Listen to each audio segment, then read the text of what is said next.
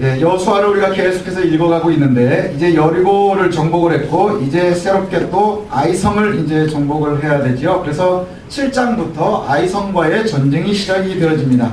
그래서 실제로 아이성을 정복하기 위해서는 이제 늘 있는 게 뭐죠? 우리가 아는 것처럼 정탐하겠죠. 네, 정탐이 되게 중요하다 그랬습니다. 우리 믿는 사람들에게 있어서 정탐이 굉장히 중요합니다. 우리 정탐도 하고 뭐 이러는데 그 이야기부터 나오지가 않아요. 아, 정탐을 했다. 그래서 그게 어떻다. 뭐 이 이야기가 시작이 되지 않고요. 아주 짧은 이야기가 1절에 먼저 나오는데 이걸 갖다 이제 우리가 보통 복선이라고 하죠. 뭔가 뒤에 불길한 예감을 주는 거예요. 그게 뭐냐 하면 1절입니다. 이스라엘 자손 중에 바친 물건으로 말미암아 범죄한 사람이 하나 있대요.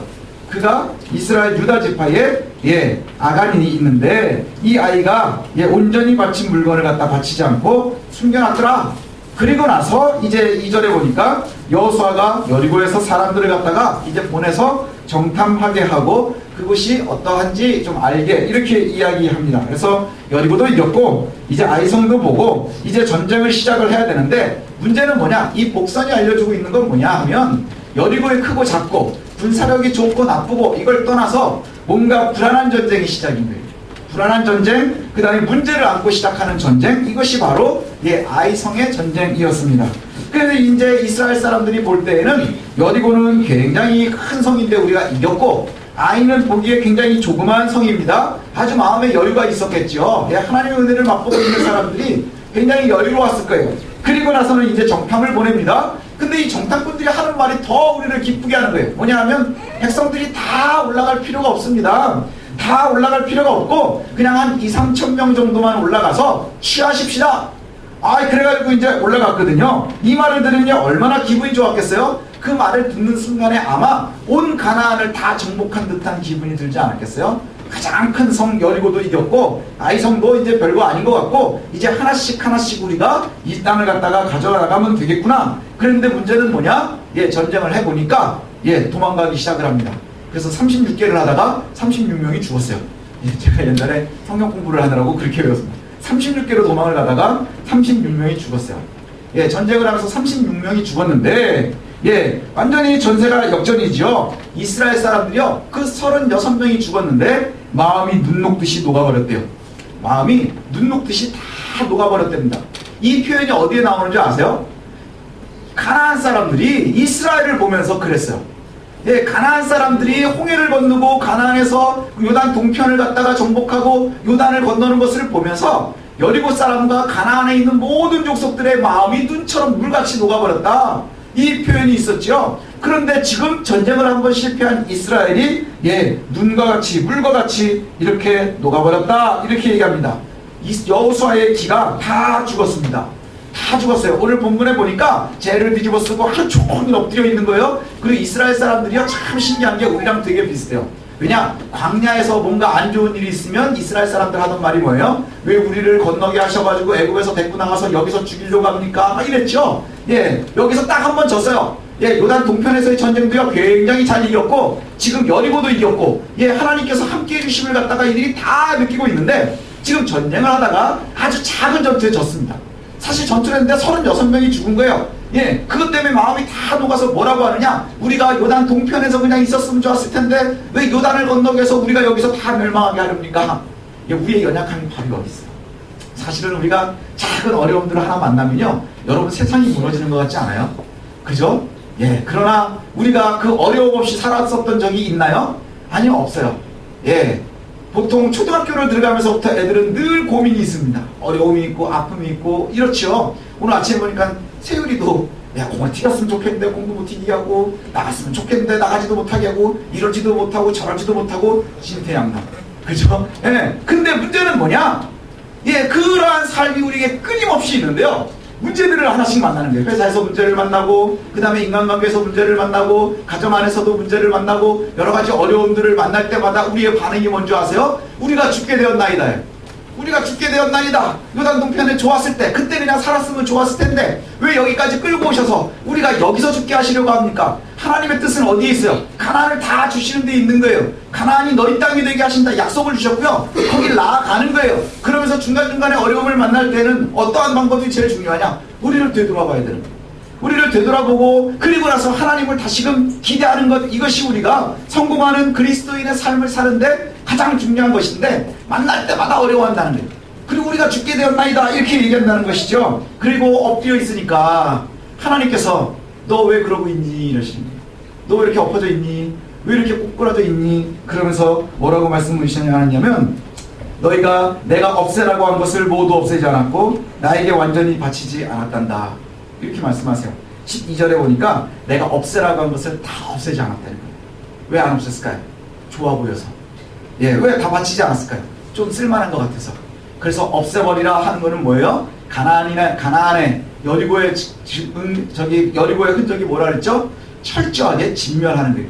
죄의 흔적이기 때문에 철저하게 진멸하라 했는데 그것을 진멸하지 못했습니다. 그리고는 이제 우리가 하나님의 은혜를 구하는데 늘 겪는 것은 뭐냐? 우리의 헌신의 문제예요. 내가 하나님께서 우리에게 요구하시는 것이 있거든요. 그게 뭐냐? 내 거는 내게 바치고 네 거를 내가 주겠다는 거예요. 예, 너에게 주는 것도 다 내 거고. 그런데 여기에 보니까 예, 여리고를 이긴 게 누가 이긴 거예요? 이스라엘이 한 게 뭐 있습니까? 무너진 성을 들어가 정복한 거예요. 이 전쟁은 온전히 하나님의 전쟁이었습니다. 그리고 모든 것이 하나님께서 책임지셨다 하는 것이죠. 그래서 전쟁을 치르면 그 전쟁에서 치른 용사들이 전리품을 갖는 것이 보통이죠. 전쟁을 하면 고대 전쟁일수록 전리품을 군인들이 갖게 됩니다. 그래서 우리나라도 왜 중국에서 뭐 이렇게 노략질을 해오면 그 군인들이 노략질을 할 수 있도록 해가지고 전리품을 알아서 챙기도록 하는 게 뭐예요? 사기를 막 올리고 그 전쟁에 이겼다는 것을 보여주는 거거든요. 그런데 하나님께서 여리고에 있는 모든 것을 갖다 다 진멸해버리고 다 내게 내려라. 이게 무슨 의미냐? 이 전쟁이 온전히 하나님의 전쟁이었었던 것을 고백하는 거예요. 전리품이 100% 하나님의 것이라는 거예요. 왜? 이 전쟁은 하나님의 전쟁이기 때문에 저와 여러분의 삶이 바로 그와 같기 때문이라는 거예요. 그래서 모든 것을 다 내놔라 그렇게 얘기했는데 전에 전쟁이 하나님의 것이었는데 문제는 뭐냐? 그것을 갖다가 하지 못했다고 하는 거예요. 예. 여리고는 무너뜨리고 나서 뭘 쌓아놨죠? 돌무더기를 쌓아놨어요. 돌도 돌 하나 위에 놓지 말고 다 돌무더기로 두라 그랬죠? 그게 무슨 의미였습니까? 아, 여기를 볼 때마다 하나님이 우리를 위해서 싸우셨구나. 전쟁을 하시는 이가 하나님이시구나 하는 것을 알려주신다고 했던 거예요. 그리고 그것을 갖다가 이제 우리가 고백하고 하는 것인데 문제는 뭐냐? 아간이 재물에 욕심이 생겼어요. 우리가요 중간중간에 그런 일들이 생기거든요. 예, 자리에도 욕심이 생기고 재물에도 욕심이 생기고 살다 보면 욕심이 생기고 그것이 하나님의 뜻과 배치가 된다 할지라도 때에 따라 만나는 욕심들이 우리가 얼마나 많이 있는지 몰라요. 그런데 이것에 지게 되면 그 욕심 때문에 하나님의 전쟁이 내 전쟁인 것처럼 하게 됩니다. 하나님의 전쟁은 온전히 하나님을 신뢰하는 데서부터 승리가 있는 것인데 내가 마치 이긴 듯이 그래서 전리품을 내가 취하는 거예요. 예, 이것이 얼마나 큰 잘못인지를 성경이 여러 군데서 얘기하거든요. 예, 대표적인 인물이 있는데 그 인물이 누구냐 하면 예, 나중에 나오는 사울 왕입니다. 사울 왕 기억하시죠? 이스라엘의 초대 왕이에요. 아, 이 사람 되게 멋있게 왕이 된 사람입니다. 요즘에는 뭐 대권을 갖다 나가려고 하면 뭐 얼마나 힘들게 해야 되고 뭐 그 다음에 돈도 많이 써야 되고 그 다음에 뭐 가짜도 하고 막 요즘에 우리나라 난리도 그거잖아요. 그런데 이 사울 왕은요 제비 뽑기에서 하나님이 세우시는데 숨어있다가 잡혀서 왕이 된 사람이에요. 예, 숨어있다가 잡혀서 왕이 된 사람이에요. 그리고 나서는 왕이 처음 있었는데 그 12지파를 갖다가 하나로 잘 뭉치게 했고요. 그리고 나서 초기에 전쟁도 잘 해서 예, 굉장히 위대한 왕이었습니다. 굉장히 위대한 왕이었는데 점점 이상해지기 시작을 하는데 이 왕이 문제가 생기는 것이 뭐냐? 처음에 하나님이 선택을 하셔서 직무도 잘 감당을 하고 하나님 앞에 잘 서 있었던 사람인데 문제는 뭐냐? 하나님과의 관계가 틀어지기 시작을 했어요. 그러면서 어느 날인가 아말렉과의 전쟁을 치릅니다. 아말렉과 전쟁을 치르는데 하나님께서는 아말렉과의 전쟁에서 뭐라고 명령을 하시느냐 하면 너희가 아말렉을 쳐들어가라 이래요. 보통 이스라엘의 성경이 나오는 전쟁도 보면요 이 가나안 정복 전쟁이 쳐들어가는 전쟁이고요 그 다음에 이 아말렉 전쟁도 쳐들어가는 전쟁이에요. 그게 뭐냐 하면 이스라엘이 쳐들어간다 하는 것은 뭐냐? 하나님의 진노를 말씀하는 거예요. 그 죄를 치는 것과 마찬가지예요. 이스라엘의 가나안의 모든 땅은 뭐라 그랬죠? 하나님의 땅에 거주할 수 없을 만큼 범죄한 이들을 갖다가 내려놓고 그 다음에 하나님의 사람들이 서도록 하는 거거든요. 아말렉을 갖다가 하나님이 사울에게 너 가서 아말렉과 전쟁을 해라. 그럼 내가 너에게 붙여줄 건데 문제는 뭐냐? 아말렉은 진멸하라는 거예요. 여리고처럼 하나도 남김없이 다 진멸하래요. 그게 뭘 의미하느냐? 죄는 흔적 없이 남기지 말라는 거예요. 하나도 남기지 말라는 거예요. 그래서 사울을 갖다가 시켜가지고 아말렉과 전쟁을 하도록 그렇게 합니다. 그리고 내가 너희에게 붙여주겠다. 그리고 나서 사울이 가서 막 선수가 싸워서 전쟁을 했는데 이겼게요, 졌게요? 이겼겠죠. 하나님이 하라고 한 전쟁이니까 분명히 이겼습니다. 그런데 문제가 여기에서부터 시작이 되는 거예요.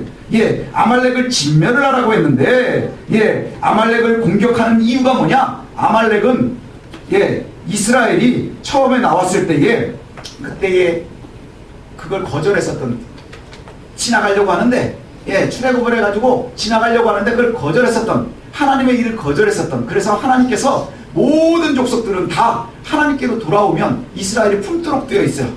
예, 기간이 좀 지나고 해가지고 경건하게 해서 품도록 되어 있는데 아말렉은 품지 말라 그랬어요. 아말렉은, 예, 온전한 범죄. 그래서 전쟁을 치르고 그리고 나서 이겼습니다. 그리고 나서는 하나도 남김없이 다 하라 그랬는데, 다 진멸하라 그랬는데, 문제는 뭐냐? 왕 아각을 살려놨고, 예, 왕 아각을 살려놨고, 그 다음에 질이 좋은 양과 소와 동물들을 살려놓은 거예요. 그리고는 별 볼 일 없는 거 이렇게 딱 등급을 찍어가지고 A++는 살려놓고, 그다음 B, B 이하, C 이하 이거는 다 죽여놓은 거예요. 그리고 약하고 쓸모없는 것들만 다 죽였습니다. 이 소식이 사무엘에게도 들렸습니다. 그래서 이제 하나님께서 사무엘에게 뭐라고 말씀하시느냐 하면, 사울이 이제는 더 이상 내 말을 듣지 않는구나. 사울이 더 이상 내 말을 듣지 않는구나. 내가 사울을 왕세운 것을 후회한다. 하나님이 후회한다는 단어가 성경에 거의 안 나옵니다. 근데 후회한다 하는 게 뭐냐? 이 사울에게 나와요. 내가 사울을 괜히 왕세웠구나, 이 뜻이에요. 내가 세우지 말았어야 되는데, 이런 의미예요. 내가 사울을 왕세운 것을 후회한다. 이 이야기를 듣고요, 사무엘이 밤새 울면서 기도합니다. 하나님이 마음을 바꾸시기를 원하면서. 왜냐? 사무엘이 기름 부어서 세운 왕이거든요. 예, 하나님께서 선택을 하셨고, 마치 모세가, 예, 범죄했을 때 이스라엘을 갖다가 다 진멸하고 너를 통해서 새롭게 민족을 만들자 할 때 하나님 앞에 기도하는 모세의 모습처럼 사무엘도 역시 그와 같이 기도하는 거예요. 밤새 엎드려 기도하고, 그리고 나서는 이제 날이 밝자 이걸 갖다 해결하려고 사울에게로 갑니다. 사울을 찾아서 갔더니, 사울이 뭘 하느냐? 사울을 만나러 갔더니 사람들이 뭘 얘기하느냐 하면, 사울이 갈멜로 갔대요. 갈멜로 갔는데, 갈멜로 간 이유가 뭐냐? 거기에 자기의 이름을 기르기 위해서 기념비를 세워놨다는 거예요. 예, 기념비를 딱 세워놨대요. 그리고 나서 길갈로 내려갔습니다. 이것이 얼마나 어리석은 일인지 몰라요. 우리가 전쟁을 보면 돌무더기가 세워져요. 돌무더기가 세워지는 건 뭐예요? 다 이 연장을 들이지 않은 그냥 자연스러운 돌을 그냥 쌓아놓는 거예요. 굉장히 투박하겠죠. 투박하고 굉장히 못생긴 거예요. 근데 이 주변에 보면 기념비, 우리도 이제 역사에 보면 광개토 대항비 막 이런 거 보면 되게 멋있잖아요. 그렇게 사울이 기념비를 자기가 세워놓은 거예요. 무엇을 위해서요? 내 이름을 위해서. 이게 범죄함의 시작이 되어지는 거예요. 예, 이 전쟁이 하나님께서 아말렉을 치라 했고, 그 다음에 모든 걸 진멸하라. 그리고 그 진멸해야 되는 이유가 뭐냐? 그들은 죄이기 때문에 죄의 흔적을 남기지 말라 했는데, 그 죄의 흔적 중에 내가 남기고 싶은 것들이 조그마한 것들이 생긴 거예요. 이걸 갖다 내가 챙기고, 그리고 나서는 나를 위해 기념비를 세웠답니다. 그리고 나서 사무엘이 사울을 만났어요. 그리고는 계속해서 이야기하니까 사울이 뭐라고 변명을 하느냐? 내가 하나님의 명령을 다 따랐습니다. 아말렉 사람들을 다 죽였고요, 아각 왕을 내가 사로잡아 왔습니다. 이게 얼마나 나쁜 얘기인지 몰라요. 왜냐? 다 진멸해서 없앴어야 되는 거예요. 근데 왕을 데리고 온다는 건 뭐예요? 내가 승리했음을 사람들에게 보이는 거예요. 그죠? 적진의 왕을 갖다가 잡아서 내가 끌고 오면서 내가 승리했다 하는 것을 보이는 거예요. 그리고 기념비도 나를 위해서 세워놓는 거예요. 예, 그러자 내가 이 하나님께서 주는 이 말씀 때문에, 예, 이것 때문에 굉장히 아파하고 있는데, 사무엘상 15장, 3상 15장에 보니까 이렇게 얘기합니다. 예, 그걸 갖다가 사무엘이 이제 분노하니까 왜 거짓말을 하느냐 그랬더니, 나중에 또 핑계를 대는데 뭐라고 하느냐? 내가 죄를 지었습니다. 내가 당신이 한 말을 듣지 않았습니다. 그것은 나의 백성이 두려워서 백성들이 하자는 대로 한 겁니다. 예, 이 죄는 빨리 끊지 않으면요, 이것이 점점 거짓말을 낳는 거예요. 왜냐하면 하나님께서 진멸하라 한 전쟁에 좋은 짐승들은 남겨놨고, 그리고 자기의 이름을 위해서 세웠는데 너 왜 그랬느냐 그랬더니 내가 다 죽였습니다. 근데 너 왜 그렇게 했느냐 그랬더니 이제 내가 범죄했는데 백성들이 무서워서 그랬습니다. 백성들이 무서워서 그랬습니다. 그때 이런 말씀이 나옵니다. 사무엘상 15장 22절과 23절의 말씀을 보면, 예, 제가 쉬운 성경을 읽어드리면 이렇습니다. 사무엘이 사울에게 이렇게 말합니다. 여호와를 더 기쁘시게 할 것이 무엇이겠소? 태워드리는 제물인 번제물과 그 밖의 제사요, 아니면 순종이요. 하나님께 순종하는 것이 제사보다 낫소. 하나님의 말씀을 듣는 것이 순양의 기름을 바치는 것보다 낫소. 순종하지 않는 것은 전쟁이의 속임수만큼 나쁘고 교만한 고집은 우상을 섬기는 만큼 나쁘고 당신은 여호와의 명령을 듣지 않았소. 그러므로 이제 여호와께서 당신을 버려 왕이 되지 못하게 하실 것이요. 이 참 두려운 말씀이죠. 여러분 많이 들어보신 얘기죠. 뭐예요? 순종이 제사보다 낫고 순양의 기름이 듣는 것이 순양의 기름보다 낫다. 여기까지는 기억하시죠. 근데 그 뒤 말이 더 무서워요. 왜냐하면 우리가 하나님의 말씀을 거역하는 것은 점치는 죄와 같고, 그 다음에 완고한 것은 우리가 마음을 갖다가 꽉 닫아놓고 하나님의 말씀을 들으려 하지 않는 것, 그 완고한 것은 우상에게 절하는 죄보다 더 같다. 우상에게 절하는 죄와 같다. 교만한 마음은 우상을 섬기는 것만큼 나쁜 것이라. 우리가 잘 신앙을 하는 것이 뭔지 아십니까? 오랜 신앙을 하다 보면 내 의가 쌓이기 시작을 해요. 누구의 말도 듣지 않아요. 내 의가 낫는 거예요. 그런데 이것을 우리가 잘 생각을 해야 되는 것이 누구에게 맞춰야 되느냐? 하나님의 말씀에 맞춰야 되는 거예요. 하나님의 말씀에 오는 대로 살아야 되는 거예요. 그래서 여기에 나오는 대로 말씀하면 뭐냐? 우리가 순종하는 것이 가장 귀하다는 거예요. 하나님의 말씀에 순종하는 것, 뭐예요? 의를 행해 나가는 거예요. 죄는 점점 뒤로 멀리하고요. 죄는 하나씩 떼어내고 의롭게 살아가는 것, 이것이 가장 중요하다는 거예요.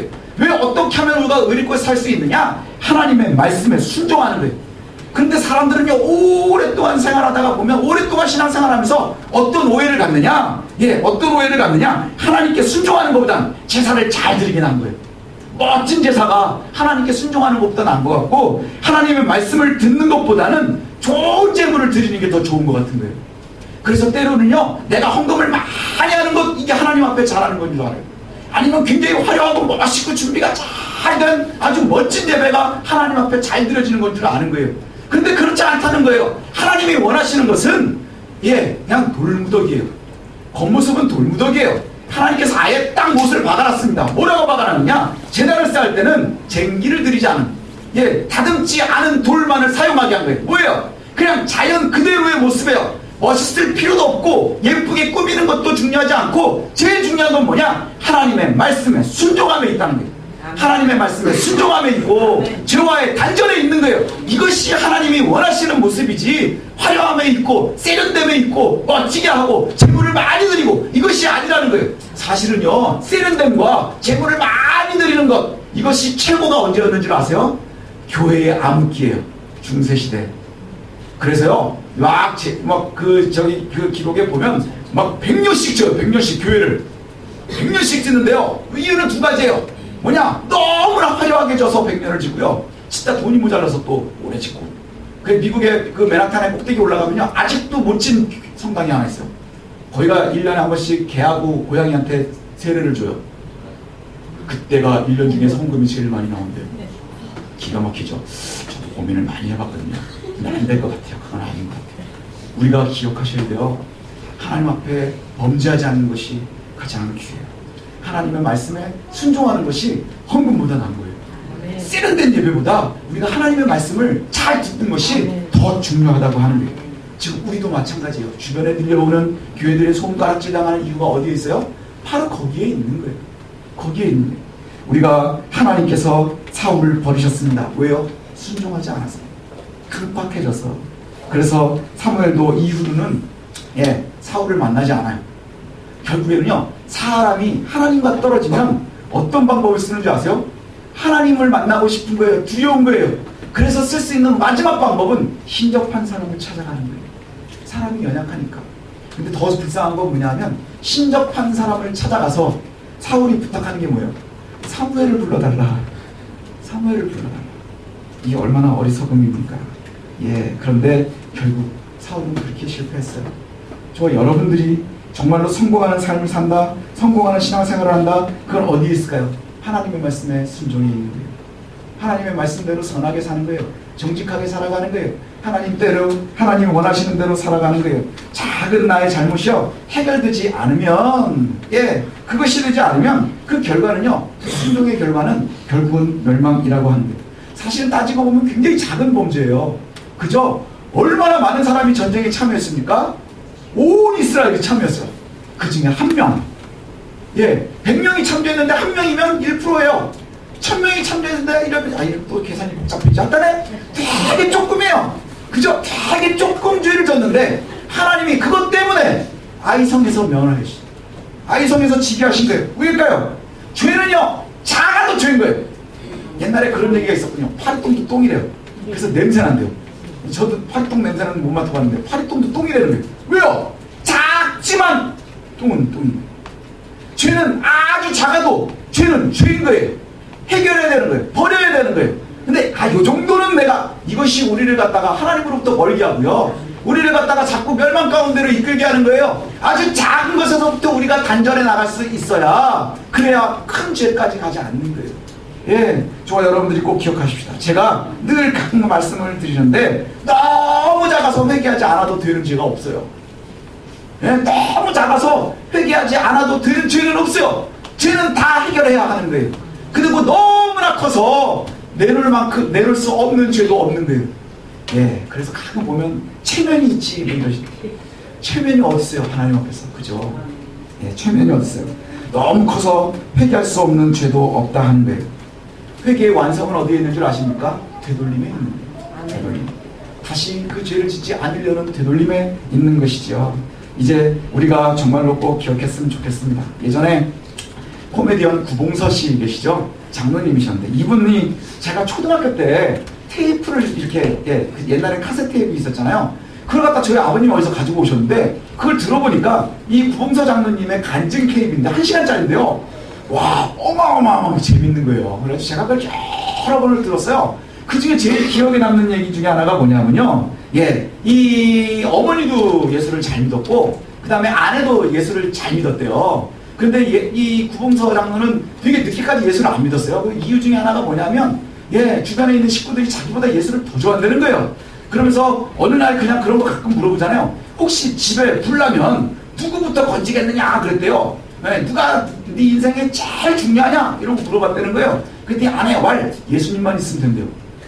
아니 눈에도 안 보이는 예수. 그러면 이제 두 번째 나가지. 그 다음 두 번째 새끼들만 있으면 된대요. 그러니까 난 뭐야 돈 벌어다 주는 기계인가 막 이랬다는 거예요. 근데 어느 날 아내가 자다가 일어나더니 딱 얘기하면서 뭐라 그러냐면 예수님이 내 꿈속에 나타났대요. 예수님이 내 꿈속에 나타났다고 막 그러더래요. 그러니까 이제 구봉서 장로님이 딱 그때는 이제 장로가 그냥 코미디언 구봉서 씨가 뭐라 그러냐면 야 참 당신 웃기는 사람이다. 그 바쁜 양반이 어떻게 자기 차례가 오냐 그랬대요. 예, 전 세계에서 기도하는 양반이 얼마나 많을 텐데 그 일이 있겠느냐 그랬더니 아내가 하는 말이 야 그래도 예수님이 내 꿈에 나타났으니까 내 기도의 제목이 들어질 것 같더라는 거예요. 그래서 그래서 이제 막 기대를 하고 있는데 구봉서 장로는 계속 그랬대요. 웃기지 마라. 기도하는 사람이 얼마나 많은데 헌금도 어마어마하게 많이 하는 사람도 많을 거고 그 다음에 뭐 중요한 나라도 많을 거고 그런데 어떻게 당신 차례가 오냐. 그런데 아내는 계속해서 하나님께서 나에게 좋은 일을 주실 겁니다. 그리고 나서 구봉서 장로가 얼마 있다 다리 두 짝이 다 부러졌어요. 산에서 떨어졌대요. 그래서 산에서 떨어졌는데 예, 이 떨어지는 동안에 굉장히 길더래요. 한참 떨어졌다는 거예요. 한참을 떨어지다가 정신을 잠깐 잃었다가 정신을 차렸더니 얼마나 높은 데서 떨어졌는지 정신을 차렸는데 중간쯤 떨어졌더래요. 그리고 나서부터는 아내 생각도 나고 엄마 생각도 나고 뭐 쫙 생각이 나더래요. 그러다가 살아야 되겠다 생각이 들었는데 땅이 이제 가까워지길래 예, 한 발로 디디는 것보다 두 발로 디디면 충격이 줄겠지. 그래서 두 발로 디디는 바람에 두 개가 다 부러졌대요. 으스러졌다는 거예요. 그런데요 그걸 계기로 예수 믿게 됐어요. 하나님의 일은 알 수 없어요. 하나님의 일은 알 수가 없어요. 정말로 이 모든 것 우리가 기억했으면 좋겠어요. 야, 어떻게 당신 같은 사람한테 순서가 가냐? 아니요, 예수님은요 그렇지 않았어요. 왜 그렇죠? 예, 어린아이 같은 애들, 그죠? 어린아이 같지 않으면 하나님 나라를 갈 자가 없다. 예, 사람들이 생각하고 있는 크고 작음은요 하나님의 법에서는 별로 없는 거예요. 크고 작은 것도 마찬가지입니다. 우리가 하나님의 말씀을 따르는 것 이것이 참 중요해요. 죄도 크고 작은 것이 없어요. 하나님 앞엔 다 죄인 거예요. 그 다음에 하나님 앞에는 크고 작은 사람 없는 거예요. 하나님 앞엔 다 자녀인 거예요. 그래서 우리가 늘 끊임없이 하나님과의 관계를 잘 유지하는 것 이것이 잘 중요하다는 것이죠. 아이성을 갖다가 공격할 때 아간의 죄 하나 때문에 그것 때문에 지게 됐습니다. 그런데 이것이요 얼마나 어리석음인지 예, 아주 작은 죄 때문에 멸망을 당하게 돼요. 예. 유다 족속 중에서 뽑히게 됩니다. 유다 지파. 유다 지파가 어떤 지파죠? 예수님의 지파예요. 예수님의 지파. 그 다음에 나중에 12지파가 있을 때 가장 유력한 지파가 됩니다. 그래서 후에 남과 북이 갈라질 때 예, 북쪽은 예, 다 가고 밑에는 이름이 뭐가 돼요? 유대가 되는 거예요. 유다가 돼요. 그만큼 유력한 곳인데, 그렇게 유력한 곳에서 잘 자라고 있었던 이 아간이 결국엔 어떻게 마무리가 돼요? 아골 골짜기의 주인공이 돼요. 아골 골짜기의 주인공. 가나안을 정복해 들어가면서요, 모든 돌무더기는요 다 하나님께서 그 증거라 그랬죠. 표식이라 그랬어요. 하나님이 여기서 이렇게 해주셨구나. 길갈에 쌓아놓은 돌무더기를 보면서 하나님이 우리를 요단을 건너게 해주셨구나. 그 다음에 무너진 여리고를 보면서 하나님이 우리를 이기게 하셨구나. 그 다음에 돌무더기가 뭐예요? 아골 골짜기의 돌무더기예요. 범죄함 때문에 멸망당했구나. 사실 되게 비참하지 않습니까? 첫 번째 멸망의 흔적이 바로 유다 지파에 있는 거예요. 예수님의 피 주신 유다 지파에서 시작이 되어집니다. 그리고 그 돌무더기 이름이 뭐냐? 괴로움의 골짜기. 그래서 얼마나 괴로운지 아골 골짝 빈들에도 갑니다. 이게 참, 그 아골 골짜기 뭐냐? 너무너무 괴로운 곳에도 주의 종들이 가겠습니다. 저는 저 찬송할 때 이제 1학년 신학교 1학년 처음 들어가면 이걸 그렇게 많이 불러요. 아골 골짝 빈들에도 손 들고 갑니다. 막 이러면 이제 친구들끼리 그럽니다. 너 갈 거니? 뭐 이런 막 이러고. 나중에 개척할 때도 제가 그랬어요. 아골 골짜기까지 어디 가죠? 빈들은 나 혼자 가서 뭐해요? 사람 있는 아골 골짜기 좀 낫지 않겠습니까? 여기 자세히 보면요, 아골 골짜기에도 사람은 별로 없어요. 거기 누가 살겠습니까? 그런데 우리가 꼭 기억했으면 좋겠어요. 이전에 우리가 돌무더기를 보면서 그 괴로움이 되는 거예요. 하나님께서 선택해 놓으신 가장 유력한 집안에서 태어난 이 유다 지파의 아간이 돌무더기가 되어지는 거예요. 그리고 멸망의 흔적이 되어지는 거예요. 멸망의 징표가 되어지는 거예요. 대단히 후손들이 또 물어보겠죠. 이게 뭡니까? 그러면 유다 지파의 누구가 아간이 이렇게 하나님 앞에 범죄해서 죽었어. 이 흔적이. 그리고요, 그 흔적이 어떻게 되는 줄 아세요? 여리고를 멸함처럼, 아말렉을 멸함처럼 다 멸해버렸어요. 아간의 지파는 남녀노소를 다 죽이고요, 짐승들도 다 죽이고요, 그들의 것도 모두 다 쳐서 돌로 치고 불살라서 돌무더기를 쌓아버린 거예요. 뭐예요? 죄이기 때문에. 전쟁에서 이스라엘의 편을 든다는 것은 굉장히 위험한 거였어요, 가나안에서. 그런데 이거하고 좀 다른 유대 지파가 또 한 명이 있습니다. 누구냐면 기생-라합이에요. 기생-라합 아시죠? 우리가 지난주 살폈어요. 기생-라합. 그 기생-라합은 이방인으로 자랐지만, 이방인으로 태어났지만 결국에는 어디에 이름을 올려요? 유다 지파의 이름을 올리고요, 예수님의 족보에 들어가는 영광을 얻게 됩니다. 태어날 때는 한 명은 유다 지파의 아주 유력한 집안에서 태어났지만 그의 결과는 마지막 뭐가 됐어요? 죄의 흔적의 돌무더기가 되었지만, 이방인의 기생으로 태어나서 너무너무 힘들게 살고 있었던 이 라합은 그리스도를 만나고, 그리고 거기에 순종함으로 하나님의 사람이 되어서 예수 그리스도의 족보에 이름을 올리는 거예요. 이제 우리가 지금 저와 여러분을 기억했으면 좋겠습니다. 아간과 라합 둘 다 유다 지파가 되었어요. 하나는 뒤에 됐고 하나는 태어나면서 되었어요. 지금 우리가요, 어떤 처지에 있는지를 갖다가 잘 생각했으면 좋겠습니다. 라합은 굉장히 힘든 삶을 살았을 거예요. 그죠? 이방에서 태어났고, 그리고 굉장히 범죄하고, 그 다음에 굉장히 타락해 있는 곳에서의 기생, 얼마나 힘든 삶을 살았겠어요. 그러나 그곳에서 살고 있었던 그 미래를 바라보면 아주 캄캄하고 바라볼 것이 하나도 없었어요. 제가 군대를 처음에 갔더니 그 고참이 그러더라고요. 눈 감아봐라. 딱 눈을 감으니까 뭐가 보이냐? 이렇게 깜깜해서 안 보입니다. 그게 네 미래야. 이러더라고요. 기생라합이 그러지 않았겠어요? 여러분들도 그런 생각이 드는 사람도 있어요. 앞을 바라보니까 눈 감은 것처럼 캄캄하고 아무것도 안 보이고 도대체 어떻게 하면 좋을까? 이게 기생라합의 삶이었어요. 그러나 그의 결과는 뭐예요? 하나님께서 책임져 주시는 거예요.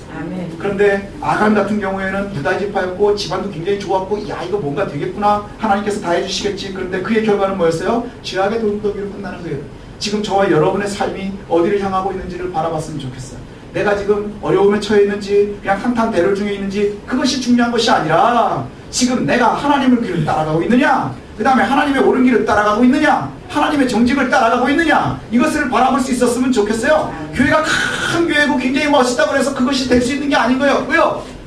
중세에 있었던 많은 교회들은요, 죄의 흔적이 되어져 버리는 거예요. 우리가 역사에서 볼 때마다 중세가 예를 딱 들면 뭐가 나와요? 타락했던 교회가 되는 거예요. 그때가 가장 부자였고요, 가장 힘이 있었어요. 주변에 있는 모든 나라의 황제들이 다 교황한테 무릎 꿇을 때였어요. 그러나 지금 우리가 바라보고 하나님이 바라보실 때는 가장 죄악된 교회였던 것처럼. 그러나 힘들고 어려움 중에도 가장 힘이 있었던 교회들은 언제예요? 우리나라 역사를 보면 핍박받을 때예요. 한국뿐만이 아니라 모든 세상의 교회 역사를 보면 핍박받을 때예요. 눈 감고 보니 앞에 캄캄해서 아무것도 없을 것 같지만 그러나 하나님이 책임져 주시는 인생이 성공하는 인생인 것을 기억했으면 좋겠습니다. 이제 유다지파에 있다고 우리가 자랑할 것이 아니에요. 예, 유다지파가 하나 사람은 묘하게 성공하고 한 사람은 묘하게 실패했지만 그 묘함이 뭐예요? 하나님의 은혜인 거예요.